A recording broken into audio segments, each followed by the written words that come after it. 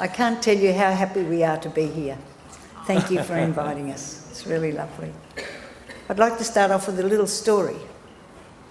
Everybody probably knows Arthur's hard of hearing.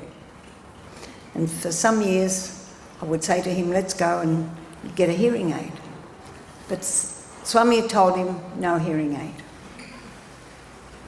So eventually, after many years of persevering, we're in an interview and I said to Swami, Swami, what are we going to do about Arthur's hearing? And Swami said, don't worry, I bless. That was the end of that story. So 6 months later, we were in the interview room again. And again I asked Swami, it's not getting any better, please can we do something about his hearing? You notice I said we. I don't know why I said we. But Swami said, don't worry, I bless. 6 months later, we were back there again. And this time Swami was talking to Arthur, and Arthur wasn't hearing. And I said, see, Swami, he doesn't hear you when you speak to him. That's the big problem. Because he can't come home and tell me the stories then. I didn't say that to Swami though. And Swami said, don't worry, I bless. And then gave me a big whop on the ear. So now I hear better and his hearing's getting worse. What to do? Yeah, mine's definitely getting better. But I'd like to say, we're all worried about Swami's passing, or his body passing, but he's with us, he's around us, he's above us, he's below us. He's everywhere. That's all there is. There is only God. And if we can say that, if we can remember that, only God exists. It's so important.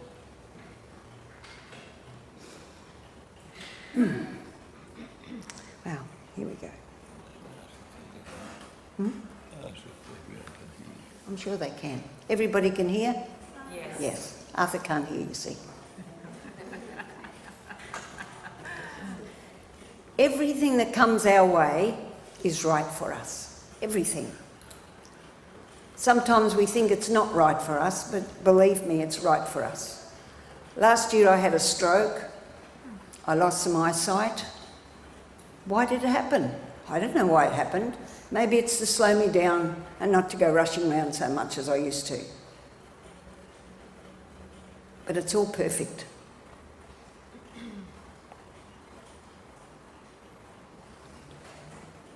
A long time ago now, Swami used to say that I was a musician and I played guitar.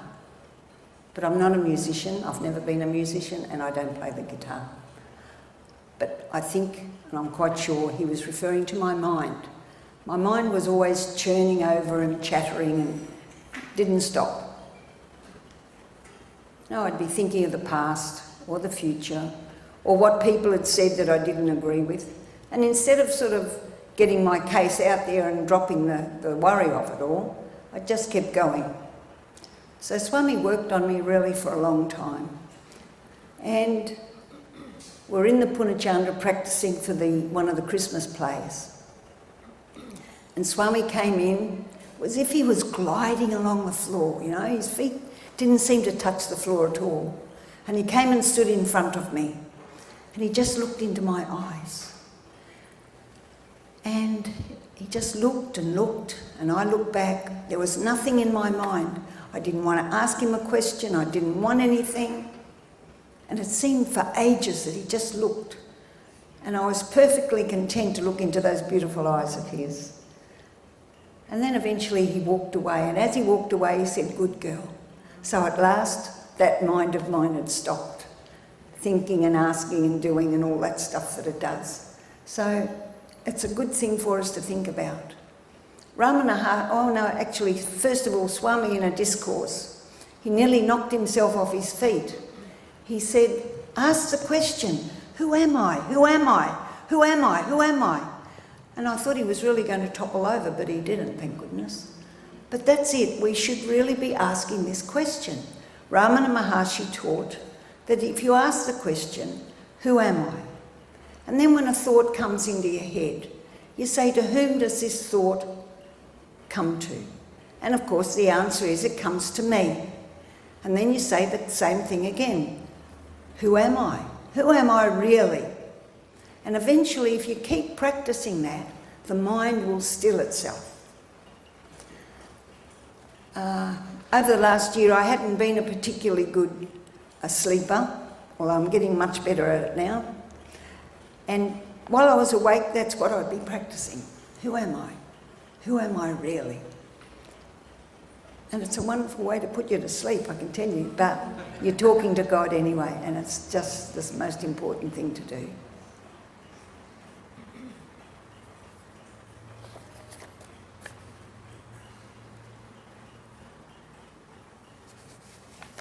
Gosh, I'm talking faster than I can read here.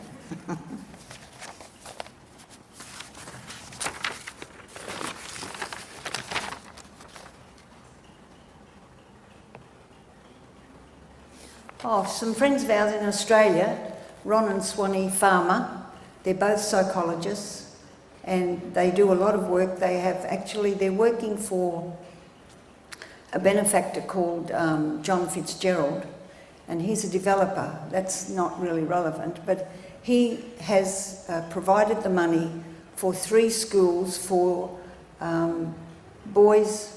They tried boys and girls, but that didn't work. For boys only who have been sent away from school because they're so naughty or they're disabled in many ways, mostly in the mind, and nobody wants to look after them.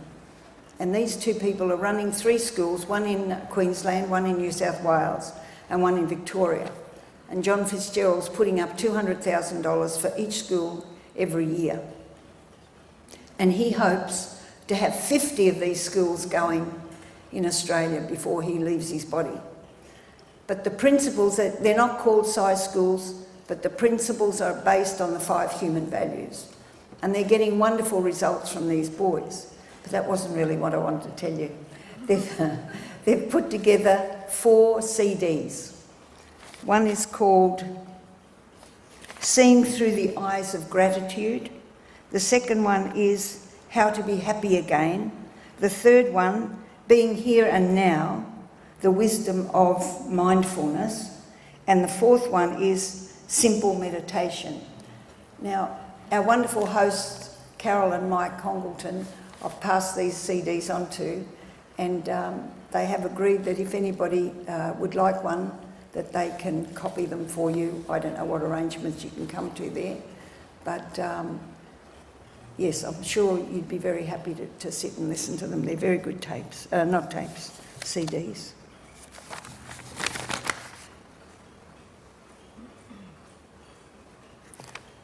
A devotee said to Swami once when in an interview, he said, "Swami, you tell us that we're God." And Swami said, "Yes, you are God." And he said, "But Swami, if we're God, we don't really need to pray to God." And Swami said, "Yes, that's right, you don't need to pray to God. But until you know you're God, keep praying." So I ask you all to remember to pray, and pray often. You know, we can pray in the morning, thanking God for this life that we've got, that we can walk and talk and breathe and hear and smell, all these wonderful things that we can do. When we take our shower, we can say the Gayatri mantra. Swami says it's good to clean your body, but it's also good to clean your mind. So that's a good one to remember. And then we pray at lunchtime for the food that we eat, and again at night. And before we go to bed, it's a wonderful way to get off to sleep.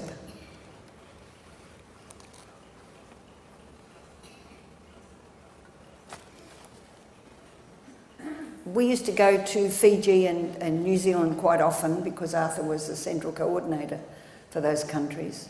And one year when we were coming back, we boarded the plane in Christchurch.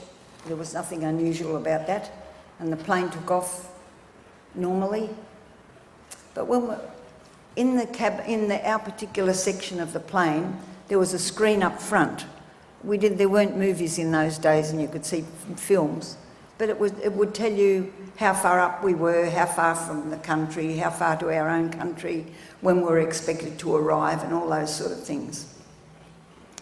And you know, we're sitting comfortably in our seats, and And all of a sudden there was a loud bang on the wing.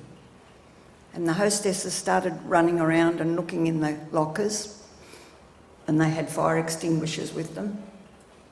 Then all of a sudden all the lights went out. The pilot didn't say anything, and we were sitting there in the dark, but the screen was still showing, and it showed that the plane was going down and down and down. And of course we were saying our Gayatri mantra, and we were saying many Sairams. There was a lady across the aisleway, and she was in a fetal position with a blanket over her head. She didn't want to know anything. There was a Chinese man beside us, and I'm sure he was saying his own prayers as well. Eventually we could see the lights on the runway, and the plane made a safe landing. But as we landed, there were 3 fire trucks racing down beside the plane until it stopped. The plane stopped. The chutes went down, and we had to jump on the chutes and get out of the plane. But there was no panic. No one was pushing and rushing to get out. In fact, we were taking so much time about it that the fire chief got on the plane and told us to hurry up because the plane could blow up at any time. So then we were all out, and the buses came and took us to the terminal, and we were told that it was a bird strike, but that really wasn't true. Anyway, they asked who would like to get on the plane, another plane of course, to go back to Australia. Some went on the plane, and others decided that they'd wait till the next day. They were a bit shaken up. And when we did get on the plane, the pilot announced how brave we were to get on the plane after the experience we'd had. But the next day in Australia, in the newspapers, it said that one of the engines had problems, and that's why we had to go back to New Zealand. But 3 weeks later, a similar plane flying over Scotland, one of its motors blew up and it crashed, and all the people were killed. Back in India, sometime before that, a plane had crashed over Bangalore somewhere, and Swami had said, when we were talking about it, he said if only one person on that plane had said the Gayatri mantra, that plane could have been saved. So it's a good thing to remember when you're in a plane, when it takes off, say the Gayatri mantra. When you're up there, say the Gayatri mantra. When you're coming down, say the Gayatri mantra.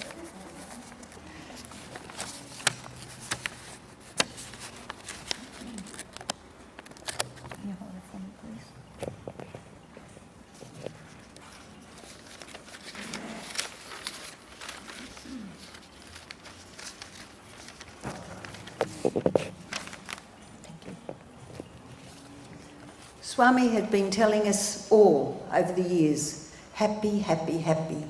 Be happy. Make others happy. Then you'll make God happy. He didn't like castor oil faces. He didn't like us to look sad or miserable, and accept whatever came our way, but be happy about it. And then one time he said, my life is my message. And then he changed that, and he said, your life is my message. So what message is our life giving? Not only to those close to us, but those who see us at other times. That's very important.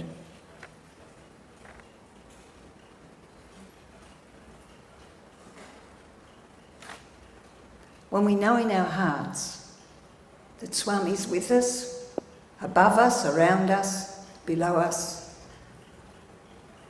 we're safe. But we've got to have that faith. That's all that matters. If we've got faith that Swami's here and now, with us every minute, we're going to be okay. Sairam.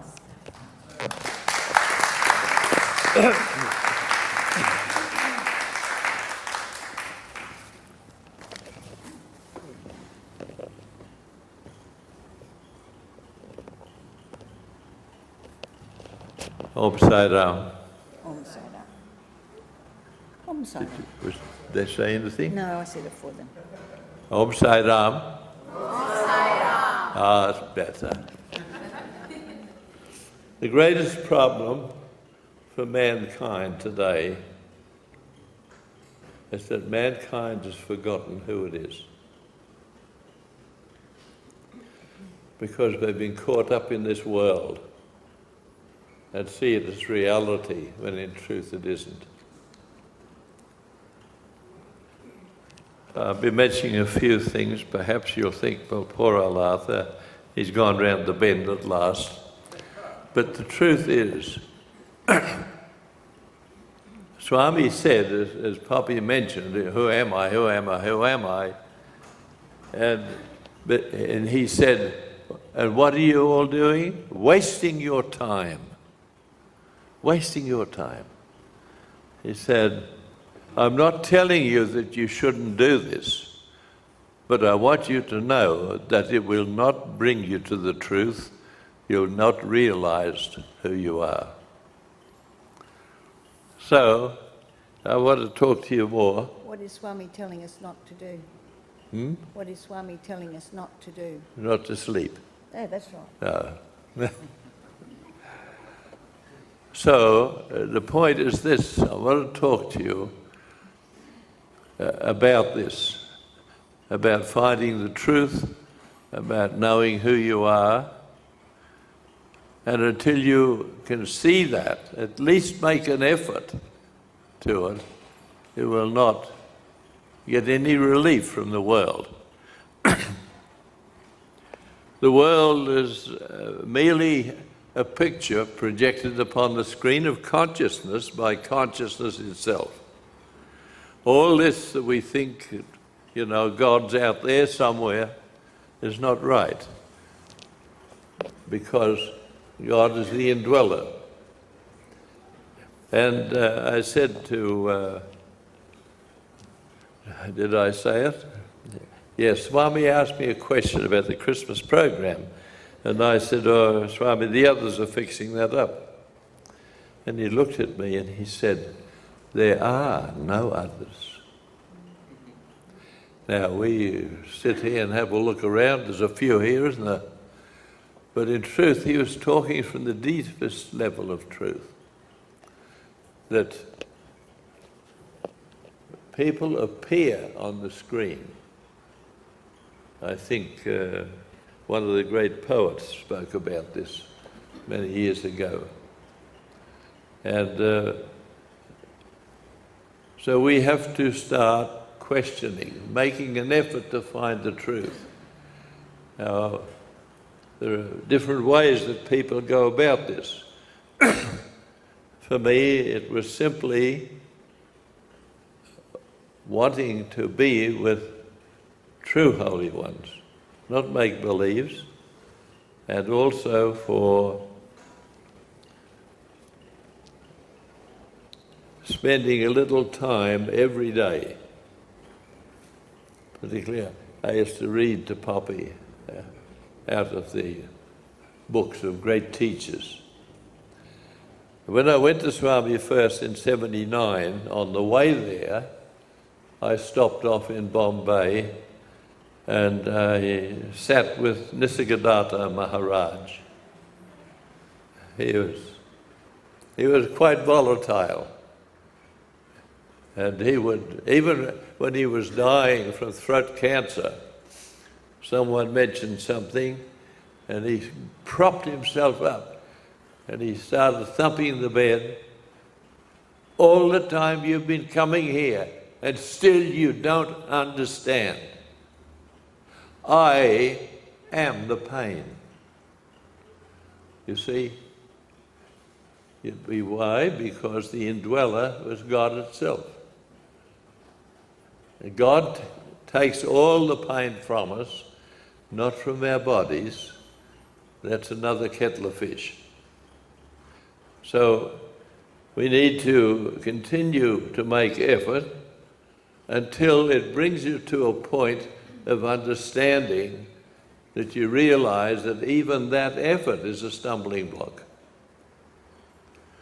But that doesn't mean to say that we're finished. It means then that we must look for inner standing, and knowing within oneself, finding out who you are. Now, when you get into this, of course, you will go, how would I say? You won't speak about it to anybody because you're not confident enough with what you're picking up. But later on, you feel free to do that, to be free to say whatever you like. And what I want to say to you now is that which you are. See, Swami's left his body, and now many people are saying, oh, Swami's gone. Oh, it'll be miserable, it won't be the same anymore. Everything you can see exists within God. And seeing is that you are that which expresses itself, or did express itself, through the psi form, and in truth, you are also God. As Poppy said, Swami said, if you know that, you don't have to pray.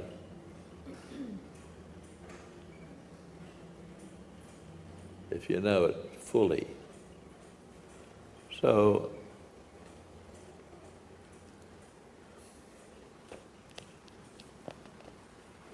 you know, what you are is God. What you are is pure love. What you are is divine love. But how many believe it? See, that's why we have to make effort. There was a king. I give an example. And he loved his people so much that he sent his ministers into the world to find the truth. They were away a long time, but they came back, and he said to them, did you get the truth? And they said, yes, we did. Where is it? In all those wagon loads of books. And he said, that's no good. No good at all. He said, half of our people can't read, and it won't help them at all. And the ones that can read, they couldn't read all those books in many lifetimes. You must go back and bring it back to me in simple terms. So they went out again. And eventually they came back, and he said, did you bring the truth this time? And they said, yes, we did. Where is it? Is it simple? They said, yes, it's very simple. Where is it? He said, it's engraved on the head of this pin. So the king got a magnifying glass and had a look, and lo and behold, there was the truth. And inscribed on the head of the pin were the words, there's no free lunch. Everyone must make the effort to find that. No, even the ones that have found that can't give it to you. One must look for oneself. One must search. One must make this effort and continue to do that until gradually you come round to see it. Ramana Maharshi, if I can't remember this, Ramana Maharshi, the most famous words of all, when he said, there is neither birth nor death. There's neither destiny nor free will. There is neither pathway nor achievement. This is the final truth. You see, because this great play of consciousness that we think is real isn't real. We can't get out of it because we're brought in onto the stage. And we have to stay for a certain amount of time. That is set out from the moment of conception. What is also set out at the moment of conception is all the events of our life. And if we understand that and grasp it, we can't blame anyone else for what comes in our life. Some people's roles are to press our buttons and so forth. That doesn't mean, of course, that you give up on it, or it doesn't mean that you allow people to walk all over you. Of course not. You may have to take action but only take action against the behaviour, never against the person. One must love the other person. As you even see Swami sometimes, he'd stamp his foot and perhaps roast somebody a little bit. But you see, it was only to get their attention. He was only addressing the behaviour. That's all. So it may not bring you to that realization in this lifetime, but at least by doing the right thing and living our life in a godly way, you're setting yourself up for a better life next time.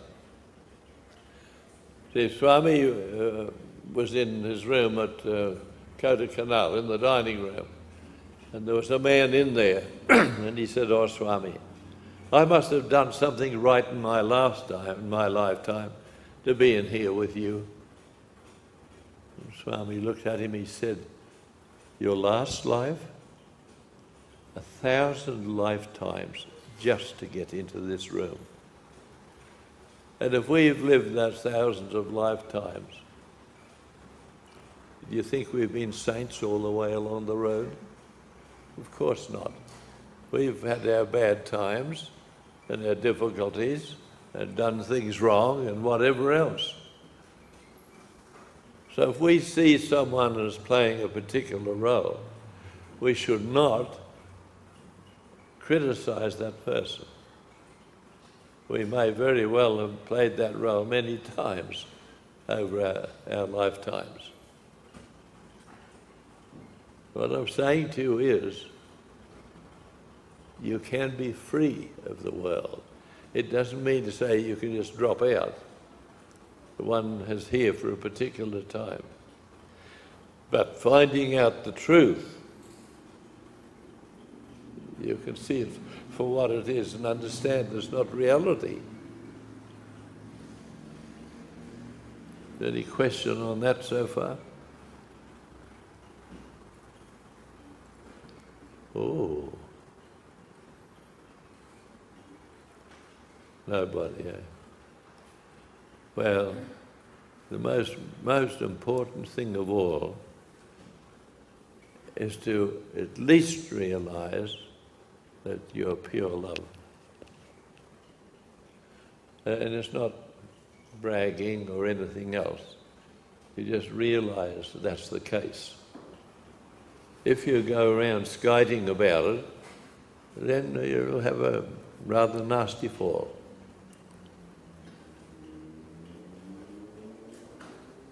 Swami, I'll tell you a couple of other things while I'm at it.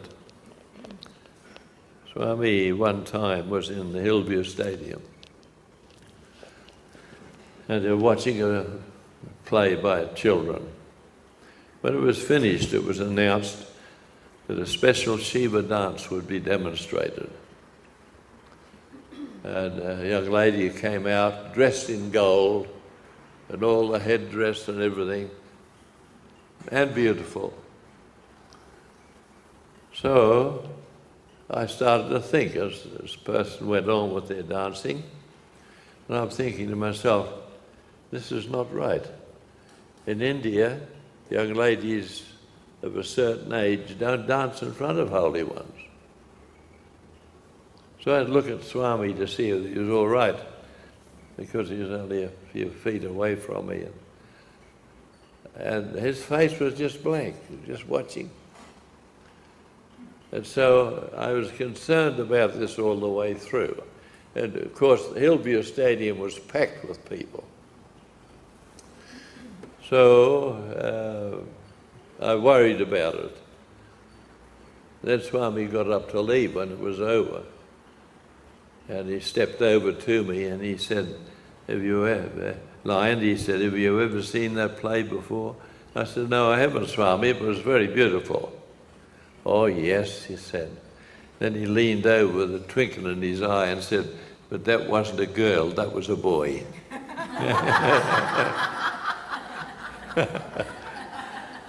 I've been more careful since then.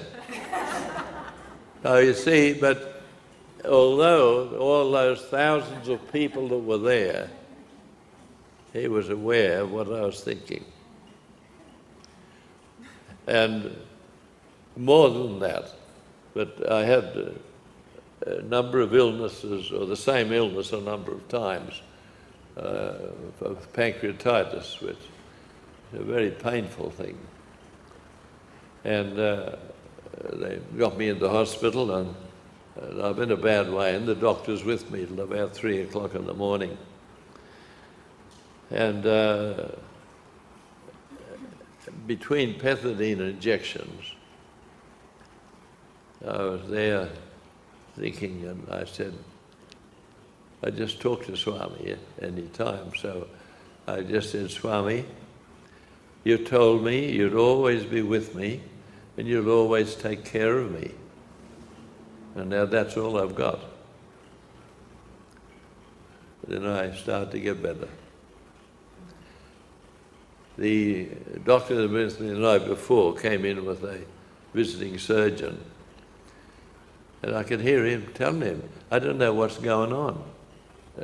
He's had no treatment, and I was about to operate to find out what was wrong with him before he died. And so the surgeon came across, Mr. Hillcoat, you're a bit of a mystery. Have you got any idea at all why you're getting better and you've had no treatment? What can you say? You just couldn't tell him the truth, could you? So I just simply said, well, would you accept prayer, doctor?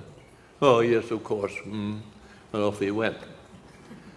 So you see, Swami can answer our call from anywhere, even now. And so that was all right, but I kept Swami busy, so busy, because the next thing I had was I had a hernia. I'd had it for 10 years. When I got into the ashram, it became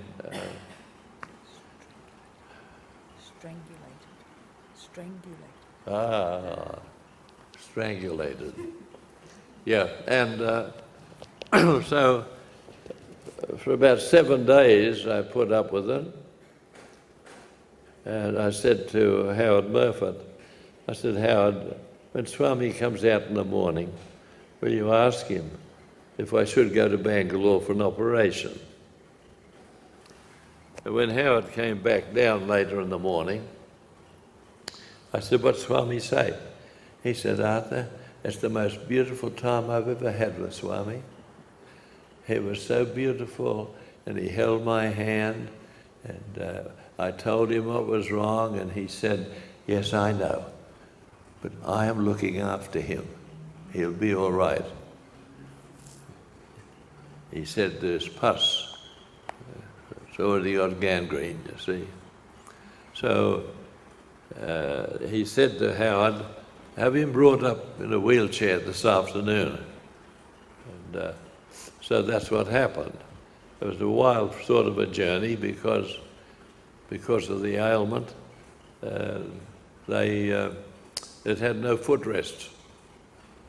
See, so I had to hold my legs up in the air all the way up. So they put me on the veranda, and Swami was giving darshan, and he sent a Chinese group in. But then he turned round and beckoned for them to bring me forward. When I got to him, he hit me. He went, 4 hits. He said, now stand up and go inside. So I went in, and he gave vibhuti to the ladies, and then he turned to me, he said, you've got pain. And you know, the big Anzac, Australian. I said, it's all right, Swami. He looked at me again, he said, you've got pain. I said, yes, Swami. So he materialized 3 long tablets, white ones, gave them to me, and he said, take one now, no water. So I got it down, And then he took the others back, wrapped them in tissue paper and put in my pocket, just as if I was a little boy and might lose them, you know. And then he said, he went to, he talked to the Chinese for a while, and then he beckoned to me. He said, come. So he went into the private room, and he looked at me, he said, very bad hernia. I said, yes, Swami. Away went his hand again. And this time, he flipped it over, was covered in a yellow fluid, like olive oil or something. A yellow fluid. Not understanding what you said, a yellow fluid. Yellow fluid. Oil. Yeah. And so he had this on his hand, he beckoned to me. So I had to undo the pajama cord that I had. You have to speak up a little. He said, write down. So I dropped him to the floor, and then he massaged that in to there. And then he said, he went to get a cloth to wipe his hands, so I pulled him up and tied the cord.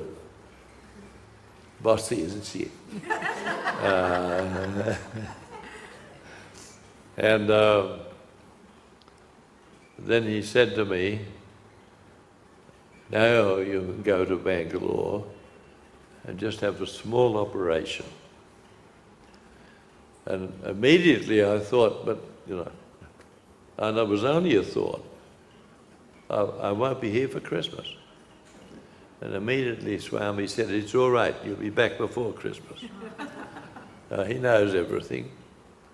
And so the next morning I was taken in there. Whatever he had done, it was like I was making arrangements for somebody else. There was no concern.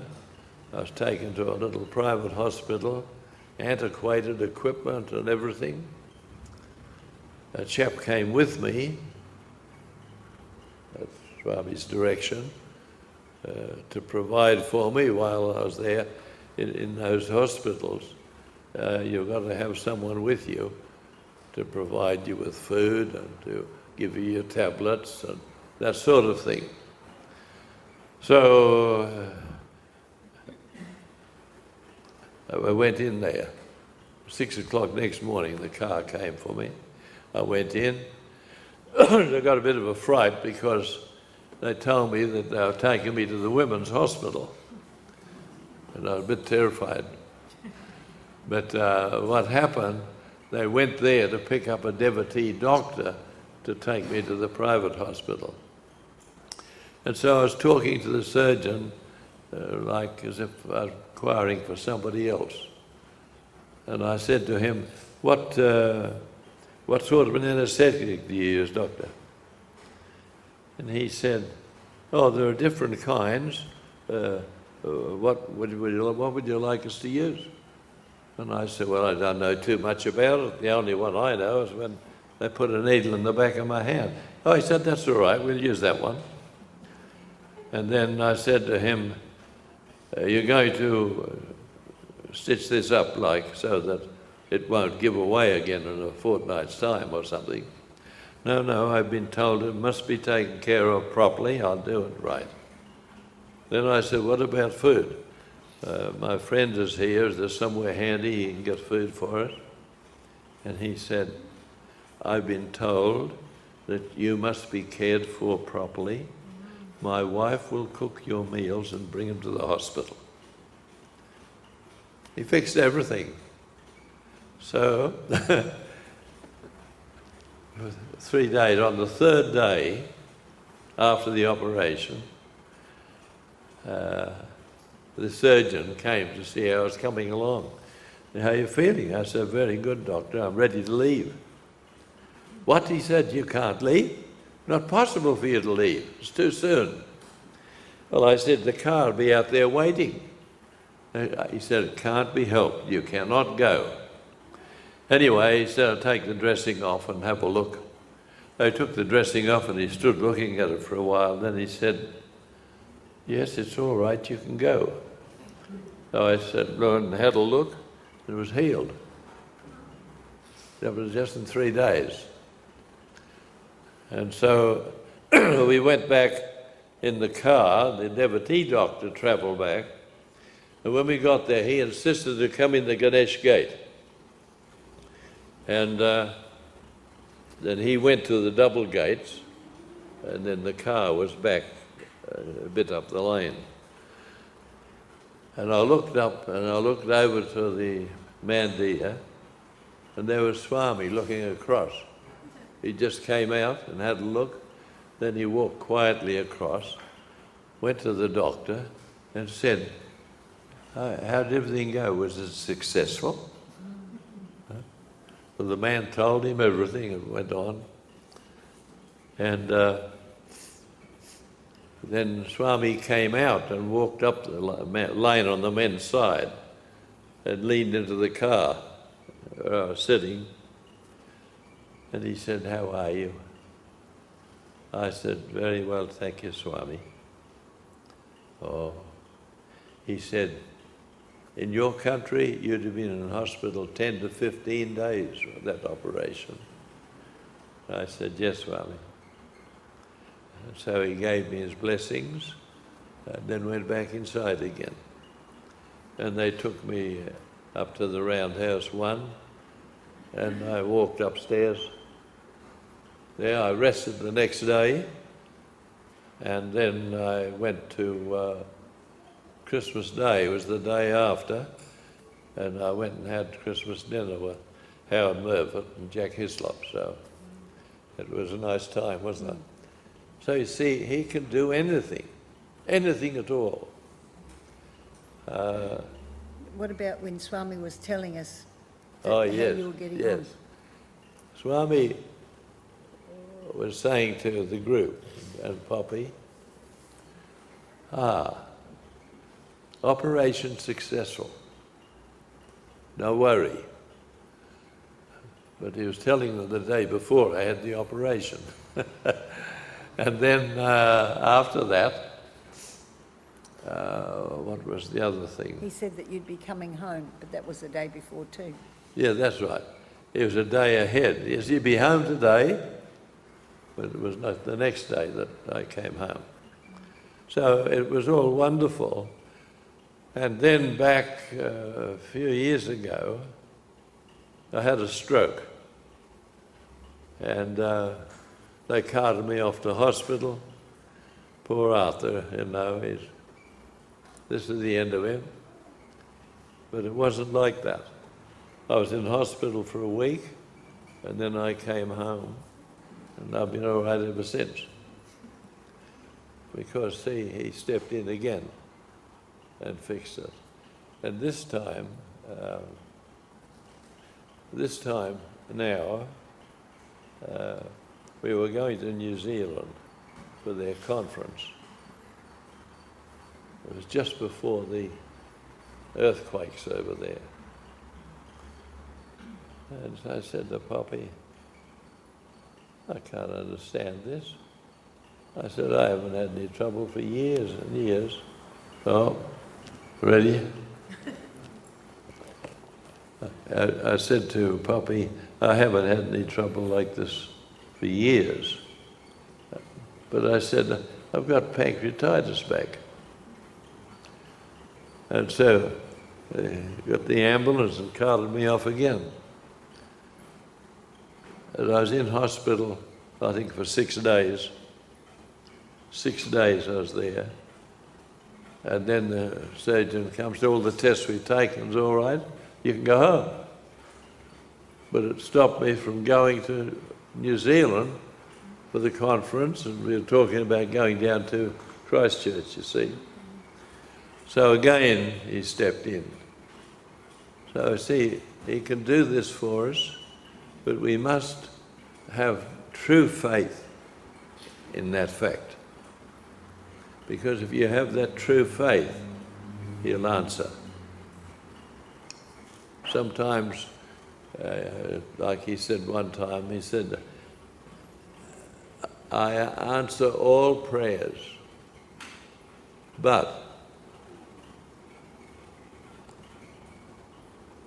what you're asking for may not be the best thing for you. And what I will do for you will be.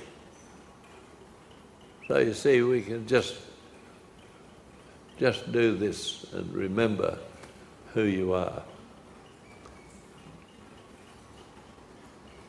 I've had different people want to argue with me. I don't argue. But a Greek man was, he was, yes, it was George, Greek man. He said, I was saying to him, there is no free will. There has to be free will, he said. There has to be free will. I decide to do this or to do that or whatever else. I said, you might decide to do it. Sometimes you might get it right, sometimes you may not. But you get enough right that it leads you up the garden path. And you think you can do anything. And I can say to you now that perhaps in Nisargadatta's words, when he said, don't you know, don't you understand that you're not living? You're being lived, which is a very different thing. How we react to our life, of course, is whether we get plus or minus karma. And someone said to Swami about this, and he said, if you think that you have free will, why don't you cure your own illness? See, we don't do that, do we? We rely on a doctor or somebody else. But you're wiser to rely on Swami. So all these things, I've got to watch the time. Oops. 10 minutes. I thought it was an hour. I didn't start till past. It's all right, it's all right. It's all right. Yeah, so all these things, you come to find the truth. One more story. I had very little schooling. Back in those days, it wasn't that important.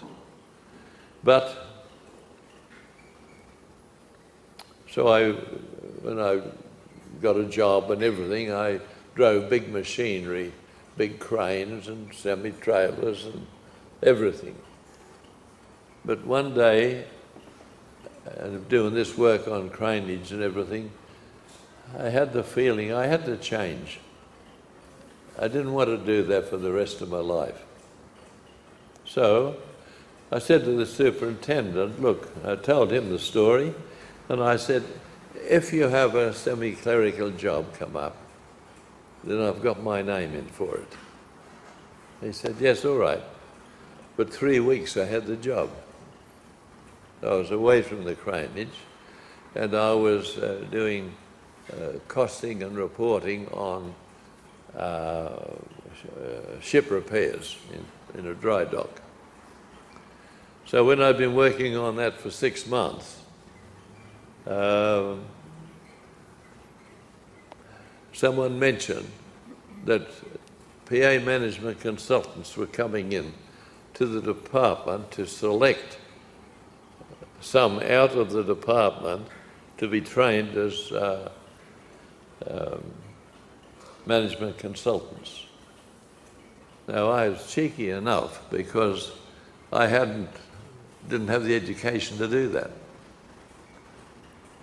But the young fellow working with me said, oh Arthur, don't worry about it. They know who they want. They'll select and do that. Well, I said, I don't know, Bill, but I'm going out for lunch, and when I come back, I'll have made up my mind. As I walked back into the area again, the superintendent called me over. And he said, Arthur, I hope you don't mind, but I've put your name in for one of these jobs. I didn't have to do anything. And so I was trained, the training was negligible. It was 6 weeks. And then I had to lecture to my previous superiors on control systems and principles of management. That was a bit frightening. But you see, at that time, I couldn't really stand up and talk to two people. I was a quiet boy. And so what I did with that then was to, one of the consultants said to me, Arthur, I want you to try and take on a big task. He said, you're supposed to help me, but I'm bogged down. I said, all right. He said, we want you to design a new costing reporting system that will, instead of shipping companies getting their bill 3 months after the ship goes out of dock, they wanted a system that would provide the bill even the day it goes out of dock. And so I worked on that and designed the system, and then it had to be presented to the Auditor General's Department for them to make their comments on it. Yeah, I'm watching. Oh, I'm watching, yeah. So you see, what happened was that the Auditor General's Department sent it back without any changes. And I thought, now how on earth did I do that? So later on, I was then consulting for about 20 years. So there came a time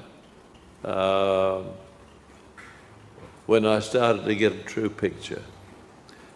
Because, you see, what I had to do was to train people to use the systems that I designed. So therefore I was talking more and more to people. And then later on, 1989 I think it was, Swami sent down word to our flat, and it said, one of the students came, and he said, the old lion, the young lion, or Charles Penn, one of the three will speak on Christmas night. Frightened the life out of me. I mean, I could talk about Swami everywhere, but standing in front of him and talking, that was another trial. But anyway, the point is that I did that, and then for a number of years, I spoke every Christmas. So, except for the last 2 years, and I had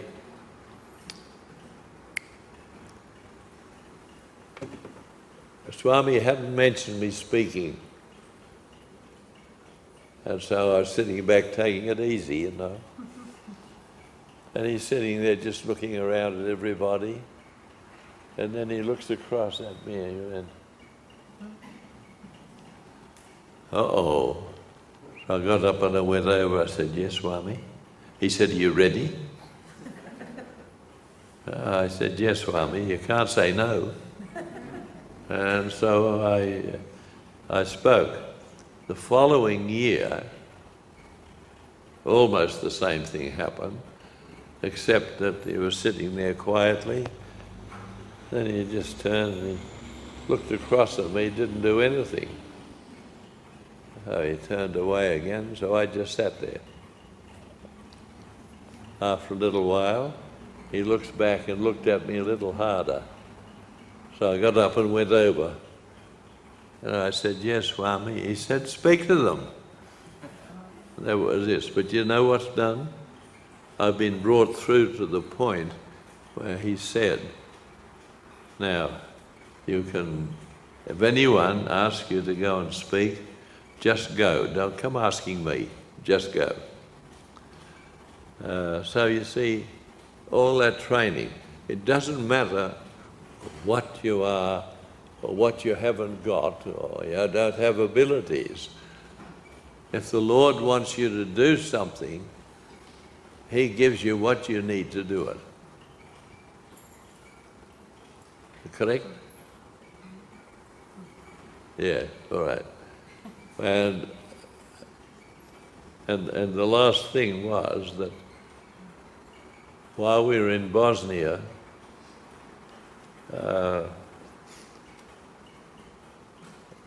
we had a wonderful time actually, but I was telling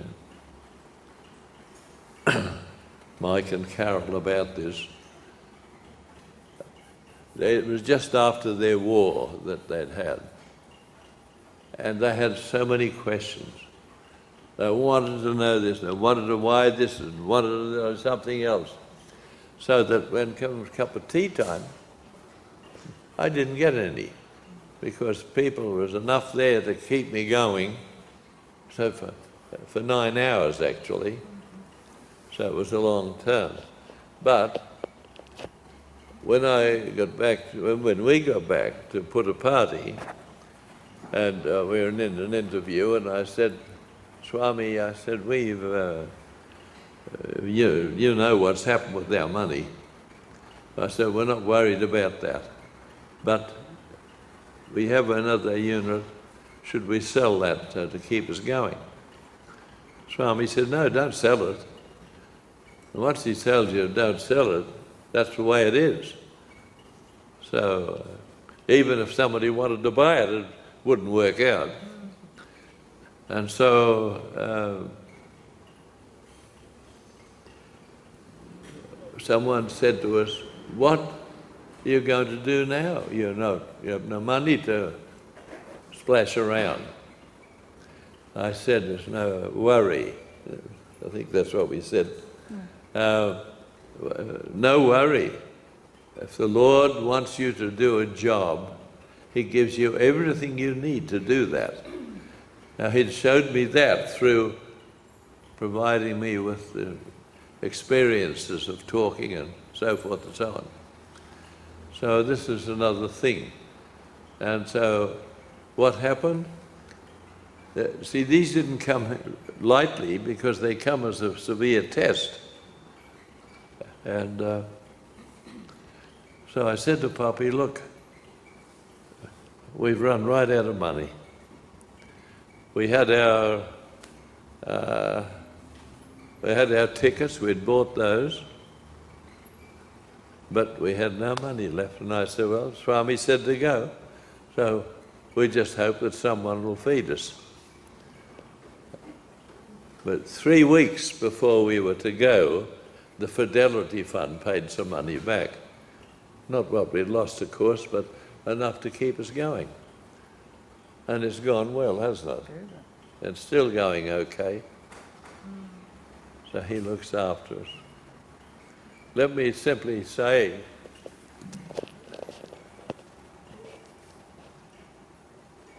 think about the fact that your own true nature is love. It doesn't matter what role you play, what work you do, or anything else. It's there for everybody to discover. Even criminals. It's there for them to discover also. So the more that we learn and come to understand, life becomes simple. We don't get caught up in wanting to fight with somebody. We don't fight. Matter of fact, we usually say, we didn't say it tonight, we come not to bring change, we come only as the planters of seeds. But if you wish to get the crop from those seeds, you must water it. You must make the effort yourself. Then you'll realize that your own true nature is love, your own true nature is God, that this body has only been given so that we can carry out our roles. let God have the experience of those roles and then realize that you are that.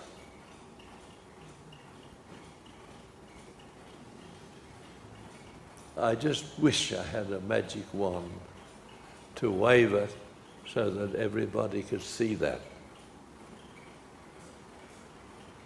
To be the love you are. Don't have any doubts about that.